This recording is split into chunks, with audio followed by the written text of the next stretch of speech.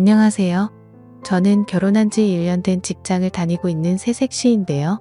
보통은 결혼한 지 1년도 되지 않은 신혼부부라면 알콩달콩 정말 사랑의 온도가 뜨거울 텐데 저희는 그런 사람들처럼 일반적이지는 않습니다.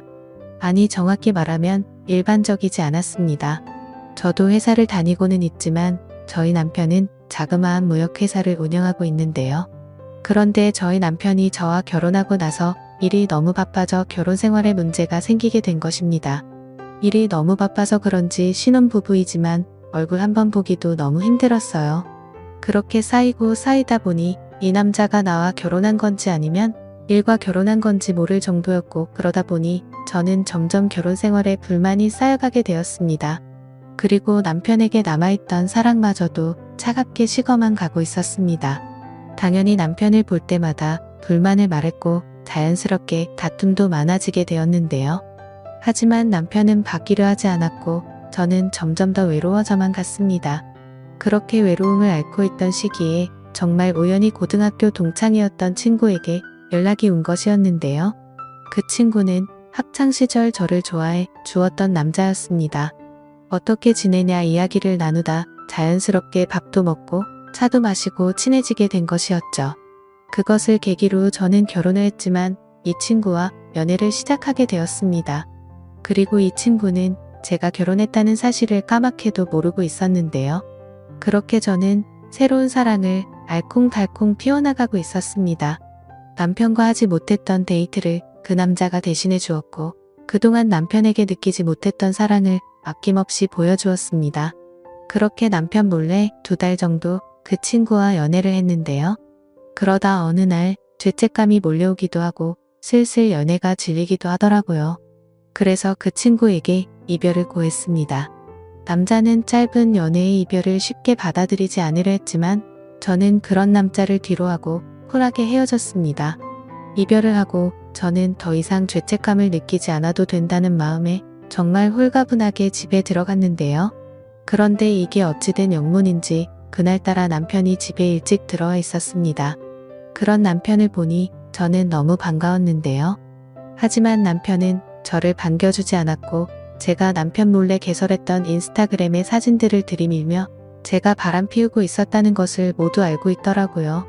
도대체 어찌된 일이냐며 저에게 진실을 요구했지만 저는 그동안 저와 대화를 하지 않았던 남편에게 별다른 변명을 하지 않았습니다. 그런데 이상하게도 남편은 그동안 자신이 미안했다며 오히려 저에게 사과를 하는 거지 뭐예요. 자신이 그동안 소홀했다면서 지금이라도 돌아오라고 저를 사랑한다고 이야기하는 남편, 그런 바보 같은 남편의 이야기를 듣고서 저는 아무 말도 하지 못했고 그 짧은 시간이었지만 엄청나게 죄책감이 밀려오는 것이었습니다. 저를 사랑한다고 이야기하는 남편에게 저는 다시 돌아갈 수 없다고 느꼈습니다. 온전히 제 잘못 때문입니다. 누군가는 지금이라도 늦지 않았으니 가정에 충실하라고 이야기할 테지만 밀려오는 죄책감에 저는 그럴 수 없었는데요. 그래서 저는 남편에게 그동안 미안했다면서 사과하고는 집을 뛰쳐나와 버렸습니다.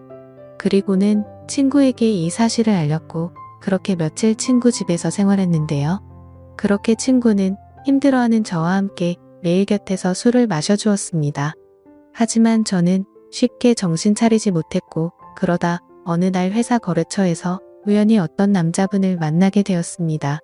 일 때문에 만났지만 이상하게 이 남자와 대화를 하고 있으면 편안하다는 느낌을 받게 되었고 그 남자분 역시 저에게 적극적으로 호감을 표시하더라고요. 그래서 자연스럽게 연락처까지 주고받게 되었고 그 후 전화통화하며 문자하며 가깝게 지냈습니다. 회사에서 힘들었던 사소한 일부터 시작해서 많은 이야기도 나누었습니다. 회사에서 힘들었다고 하소연을 하면 그 남자는 드라이브 하자며 퇴근 후 저를 데리러 와주는 호의를 베풀기도 했는데요. 그러면서 저도 점점 그 남자에게 호감을 느끼게 된 것이었죠.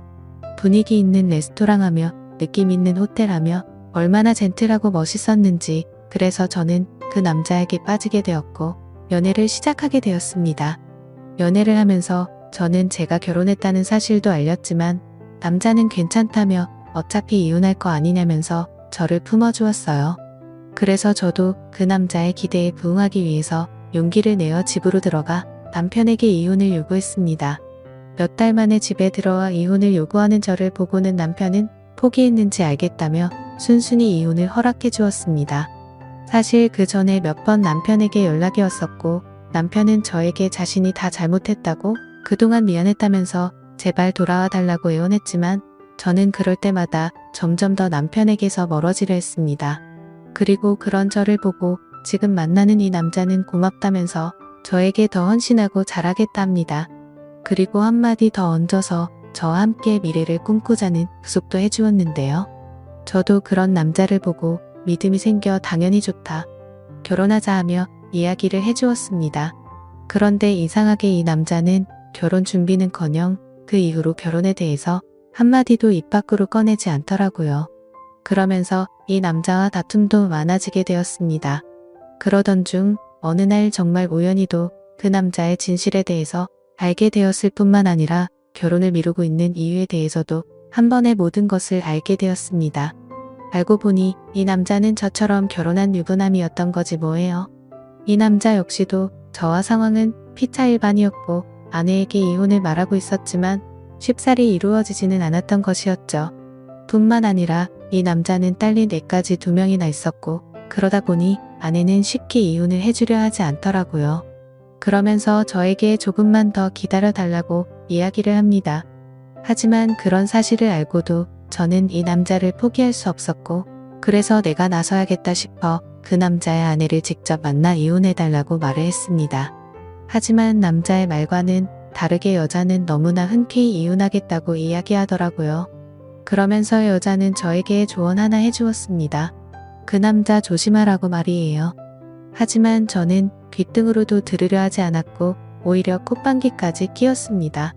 하지만 끝까지 그 여자는 저더러 괜찮냐면서 어떻게 그런 놈이 남자로 보이냐고 한심하다며 이야기를 했지만 저는 전혀 신경 쓰지 않았습니다. 그렇게 저는 모든 것을 마무리하고 이 남자에게 헌신하려 정말 많은 노력을 했습니다. 하지만 그런 저와는 다르게 남자는 똑같은 짓을 반복하고 있었습니다.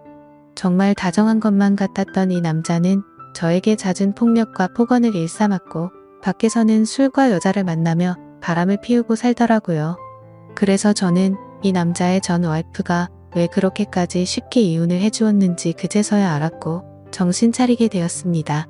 그러면서 이 남자의 전 와이프가 말해주었던 이야기들이 그제서야 떠올랐고 저는 도대체 내가 무슨 짓을 저질러 버린 것인지 하며 후회를 일삼았습니다. 하지만 모든 것을 포기하고 이 남자에게 올인했던 저는 어떻게 해서든 이 남자를 바로잡아야겠다 싶어 가진 노력을 해보았지만 뜻대로 되지는 않았습니다. 그러다 보니 이 남자의 전 와이프가 얼마나 힘들게 살았을지 생각하게 되었고 지금 또 이 남자에게 놀아나고 있을 다른 여자들을 생각하니 마음이 쓰러졌습니다.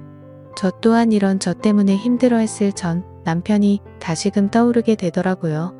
그래서 전 남편에게 미안하다며 연락을 취해보려 노력했습니다. 하지만 전 남편은 다른 여자와 재혼해 저와의 생활은 잊었는지 해맑게 웃으면서 찍은 사진을 프로필 사진으로 해놓고 행복한 가정을 꾸리고 있더군요.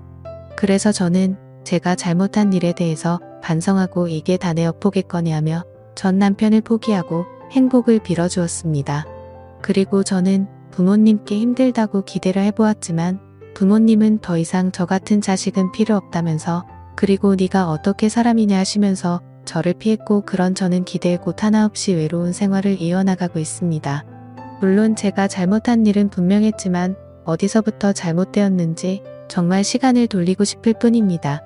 정말 그때로 돌아간다면 이 같은 실수를 절대 반복하지 않을 텐데 하면서 후회가 되네요. 하지만 시간을 되돌린다는 것은 불가능하니 어쩔 수 없이 현실을 받아들여야 하는 제 심정에 대해서 알아주었으면 싶어 이렇게 사연을 남겼습니다. 제 사연을 읽어주셔서 감사드립니다.